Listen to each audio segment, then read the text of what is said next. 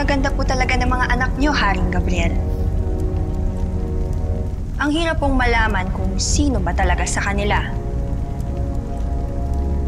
Hindi po ba?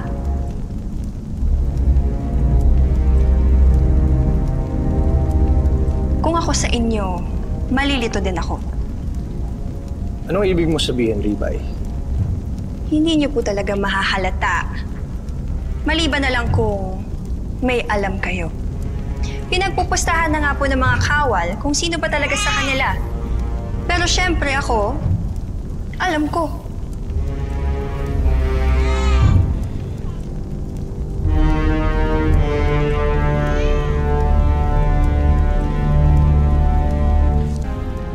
Ako ang iyong hari. At mali na pinaghihinalaan mo ako. Paumanhin po, Haring Gabriel. Kung iba ang iniisip niyo. Ang ibig kong sabihin, hindi niyo matutukoy kung sino ang babae at kung sino ang lalaki. Magkamukha kasi sila. Kambal kasi sila, hindi po ba?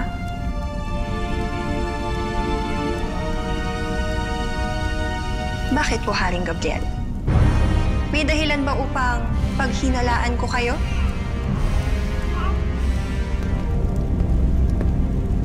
Ano tong narinig ko?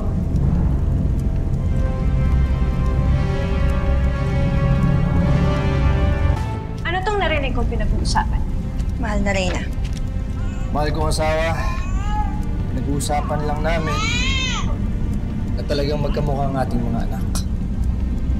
At mahirap matukoy kung sino sa kanila ang lalaki at sino ang babae. Niloloko niyo ba ako?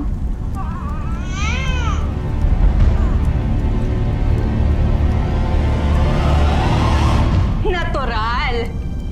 Magkamukha silang dalawa. Isa lang naman ang kanilang ina, hindi ba? Ribay, iwan mo muna kaming mag-asawa. Pati ang mga kawal, isama mo.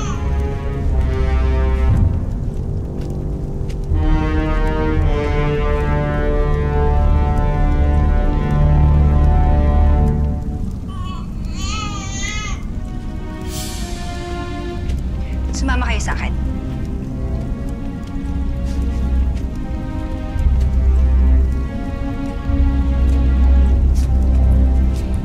Gabriel. Gabriel. Kailangan natin pag-usapan to. Ang alin? Ang tungkol sa binyag ng kambal sa Makalawa.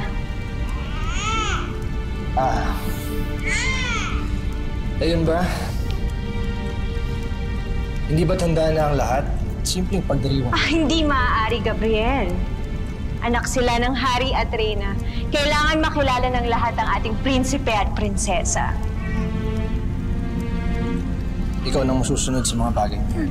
Tama. Nagpakalat na ako ng imbitasyon sa lahat ng ating nasasakupan, pati na rin sa ating mga kaalyado. Lahat sila ay kailangang makilala at magbigay pugay sa mga susunod na tagapagmana ng trono ng Halconia.